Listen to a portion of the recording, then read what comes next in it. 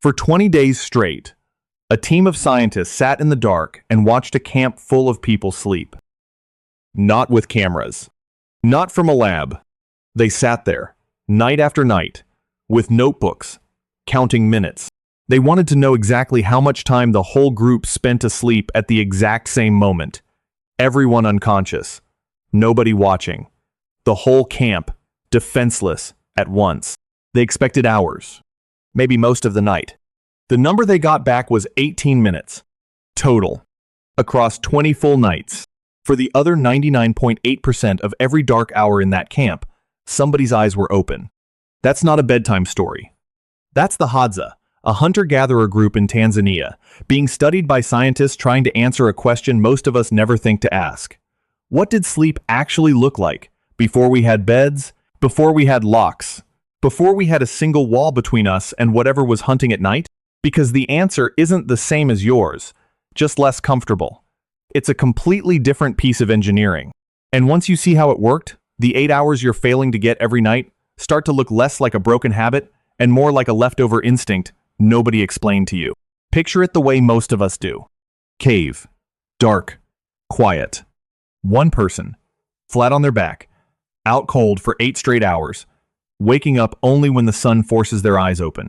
That's basically the mental image sold to us by every sleep hygiene article that tells you 8 consolidated hours is the ancient, natural, correct way to sleep, and anything else is a modern malfunction you need to fix.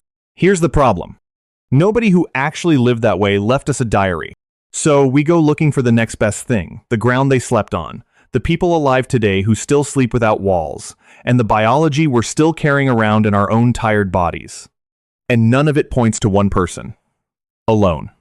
Unconscious. For 8 hours. It points to something closer to a shift schedule. Let's start with the oldest bed anyone has ever found.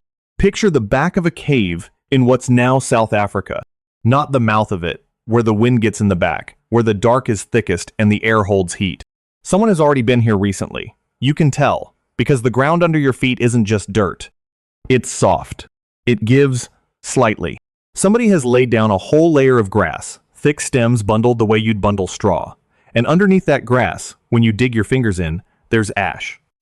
Not scattered ash from a fire that got away from anyone, packed ash, deliberately spread, like someone flattened the burnt remains of yesterday's bedding into a base before laying fresh grass on top. And mixed into that grass, there's a plant that doesn't grow here by accident. It's camphor bush. And if you crush a leaf of it between your fingers, the smell is sharp enough to make your eyes water. People in parts of East Africa still burn it today for exactly one reason. Bugs hate it. So somebody in that cave built this. Not once.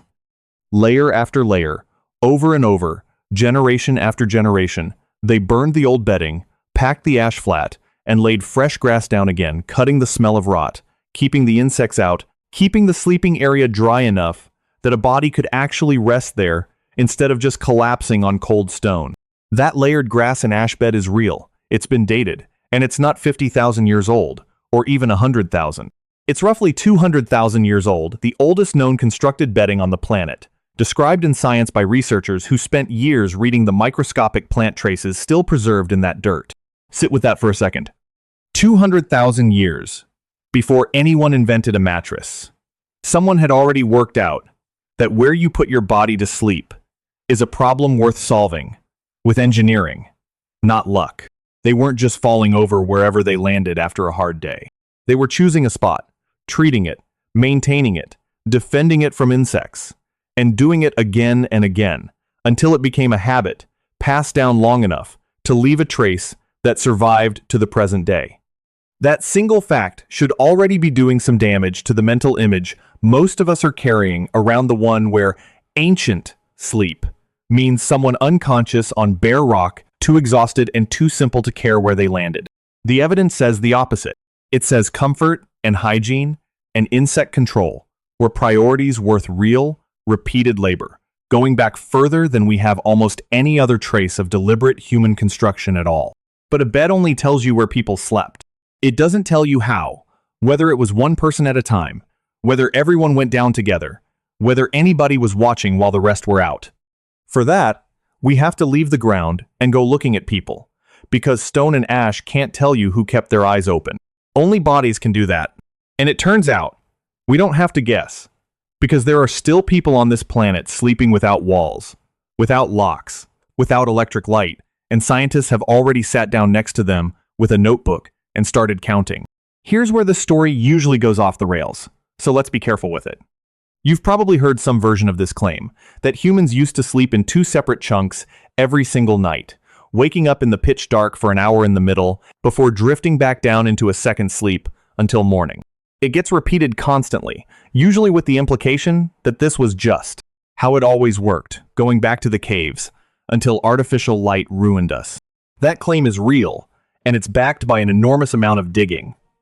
A historian spent years combing through diaries, court records, medical texts, and prayer books, and found thousands of casual references in a dozen different languages to a first sleep and a second sleep, with people using that waking hour in between to pray, talk to a neighbor, have sex, or just lie there thinking about whatever they'd been dreaming. It reads less like insomnia and more like a scheduled appointment nobody thought was strange enough to explain. Here's the honest part though, the part that gets dropped whenever this becomes a headline. Almost every one of those references comes from early modern Europe. We're talking centuries, not hundreds of thousands of years. It's a real historical pattern, documented in writing, from people who could write it down. It is not, on its own, a window into what a hunter-gatherer was doing 200,000 years ago at Border Cave. That's a gap the popular version of this story quietly skips over, and other historians have pushed back hard on how universal even the European pattern really was. So where does that leave us? Not with a dead end, with a better question. If segmented sleep isn't automatically the ancient, universal default, what does sleep actually look like in a group of people with no electric light, no clocks, and no walls? Living something closer to how humans lived for most of our history? Because that question we can actually answer directly, without relying on centuries-old diaries. We don't have to reconstruct it from old paperwork. We can go watch it happen, right now, in communities that are still doing it. And when scientists did exactly that, strapped movement tracking watches onto hunter-gatherers in 3 different parts of the world who had never read a single one of those European diaries, the answer they got back wasn't 2 neat chunks of sleep with a tidy gap in between. It was something else entirely. In 2015, a team of researchers put activity tracking wristwatches on people in 3 hunter-gatherer and forager-farmer communities that have almost nothing in common with each other. The Hadza, in the savannah of Tanzania. The San, in the Kalahari of Namibia. The Tsimané, deep in the Bolivian Amazon. Different continents, different languages, different diets, no contact with each other, and crucially for this story, no contact with a single artificial streetlight. If segmented sleep really was the universal, ancient human default, this should have been the moment it showed up loud and clear across all 3 groups. It didn't. What the watches recorded night after night was one solid stretch of sleep. Not 2 chunks with an hour of quiet wakefulness in between. Just under 6.5 hours on average, start to finish, mostly in one piece. And here's the detail that actually matters more than the hour count. None of these 3 completely unrelated societies fell asleep the moment it got dark. They all stayed up for roughly 3 hours after sunset, before finally going down. And they all woke up at almost exactly the same clock time each morning, right before the sun came up, not after. The thing driving all of it wasn't a clock. It was temperature. Sleep onset lined up with the moment the air started cooling off, and everyone woke up close to the coldest part of the night, right before dawn. Their bodies were reading the drop in temperature the way ours read an alarm. So the honest picture, once you put the 2 findings side by side, looks like this. The European first sleep, second sleep pattern is a real historical artifact from a specific place and time, running on candlelight and long winter darkness. It is not the same thing as a universal, ancient human blueprint. What shows up instead, in living groups with the closest thing we have to a pre-industrial night, is one mostly unbroken sleep, timed by temperature instead of clocks, running shorter than the 8 hours modern advice insists on and apparently doing the job just fine. That should already be reshaping the picture in your head. Not fragmented sleep. Not 8 hours either. Something tighter, colder triggered, and finished before the sun is even fully up. But one mostly unbroken stretch of sleep for each individual person is not the same claim as the whole camp is unconscious at the same time. Those are two completely different questions, and mixing them up is exactly the mistake that leads people back to the lone caveman, flat on his back, defenseless for 8 hours. A whole camp can each get one solid stretch of sleep and still, somehow, almost never be asleep together. And that's exactly what the researchers who went looking for it actually found. This is the part that circles back to where we started. Imagine you could watch a Hadza camp from just outside the firelight, all night, for 20 nights in a row, the way one research team actually did. You're not filming faces. You're just tracking, minute by minute, who's awake and who's asleep across the whole group. You'd expect long, quiet stretches where everyone finally goes under together, the deep, vulnerable hours in the middle of the night that horror movies are built on. Add up every one of those stretches across all 20 nights, and here's what you get: 18 minutes. That's the entire amount of time across nearly 3 weeks of nights that every single person in that camp was asleep at once. For the other 99.8% of the night, at least one person had their eyes open. Nobody assigned that. There's no night watch schedule pinned up in a Hadza camp. No name written down for who's on duty at 2 a.m. It just happens, automatically, as a side effect of something much simpler. Not everyone's body wants to sleep at the same time. Some people are naturally wired to stay up late and fall asleep last. Some people are naturally wired to wake up at the crack of dawn, or drift off early and then lie awake again well before sunrise. Line enough of those different internal clocks up next to each other in one group, and you get overlapping coverage, almost by accident. Someone's always drifting into the gap, someone else just left. Researchers call this the sentinel hypothesis, and the logic is almost uncomfortably simple. A group that's watched, even accidentally, survives threats that a group fully unconscious at once does not. Predators, rival groups, a fire getting out of control, all of it is easier to catch when the odds of every single person being asleep at the same moment are basically zero. Which means that 18 minutes isn't a flaw in how these people sleep. It's the entire point. The gap modern sleep advice is desperately trying to close the broken up, interrupted, not fully unconscious all-night pattern so many of us complain about might not be a malfunction at all. It might be the leftover shape of a system built over hundreds of thousands of years to make sure a group was never fully blind at once. And if that system runs on people's internal clocks being naturally different from each other instead of all lined up, that raises an obvious next question. Whose clock, specifically, tends to sit furthest from everyone else's? Whose body is most likely to be awake while the rest of the group sleeps? The same researchers who found that 18-minute number went looking for exactly that pattern, whose sleep schedule sat furthest outside the group average, and the answer wasn't random. It tracked almost perfectly with age. The youngest adults in the group tended to be the last ones awake at night. The night owls, staying up latest, falling asleep after almost everyone else. The oldest members of the group tended to be the opposite. Awake earliest, often sleeping the least soundly of anyone, drifting up well before the sun and sometimes before anyone else had even gone fully quiet. Stack those two patterns on top of each other, young and old, and there's barely a window left where nobody from either end of that age range is awake. Researchers who study this call it the poorly sleeping grandparent hypothesis, and the name is doing exactly what it sounds like it's doing. It's suggesting, carefully, that the light, easily broken sleep so many older people report the thing we usually hand a diagnosis and a pill for might not be a body breaking down. It might be a body doing a very old job. In a group made up of people at every stage of life, that spread of different internal clocks isn't noise. It's coverage. A camp with grandparents in it has a wider net of eyes across the night than a camp without them. It's worth being honest about where this idea stands. It's not proof that every older person's restless night has some noble evolutionary purpose. Nobody can promise you that. And it would be exactly the kind of overreach the researchers themselves warn against. What the evidence actually supports is narrower and, honestly, more interesting. That age-related shifts in sleep timing, observed directly in a living hunter-gatherer group, line up in a way that produces near-constant group vigilance almost by accident. That's a documented pattern, not a settled explanation for every sleepless night on Earth. But it's a pattern that fits everything else in this story a little too well to ignore. Which brings us to the actual shape of what we've been looking for. Not a lone body on a stone floor. Not one long, unbroken, sacred 8 hours either. Something closer to a rotating watch, built without a schedule, running on a bed somebody chose and treated and defended in a group made of different ages, sleeping at different times for reasons none of them ever had to consciously plan.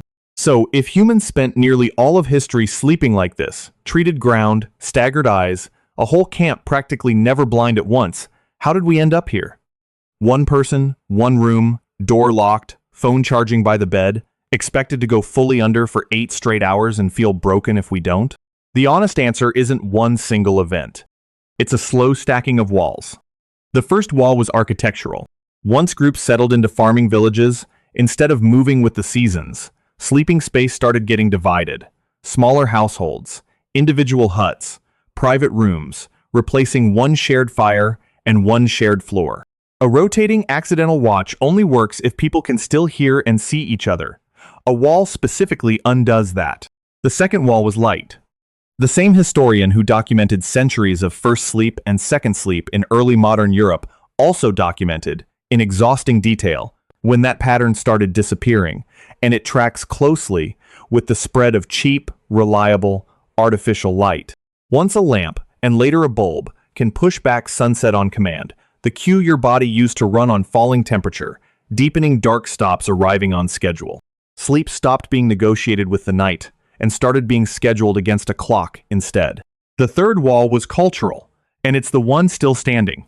Somewhere in the last few centuries, sleeping alone, in silence, for one uninterrupted block, quietly became the marker of doing it right, while waking in the night became something to medicate rather than something to expect. Nobody voted on that. It just settled in, the way walls do, until it started to feel like biology, instead of what it actually is. One specific, historically recent arrangement, dressed up as the only normal one. None of this means the old system is retrievable, or that you should try to rebuild a Hadza camp in your apartment. You have a lock, a mattress, and probably a job that starts at a fixed hour, no matter what temperature the room is. But it does mean the wide-awake stretch at 3 in the morning, the light sleep so many people report in their 70s, the teenager who genuinely cannot fall asleep before midnight. None of that is obviously a malfunction. It's what's left of a system built for a version of the night that hasn't existed for most people in a very long time, still quietly running inside bodies that never got the memo.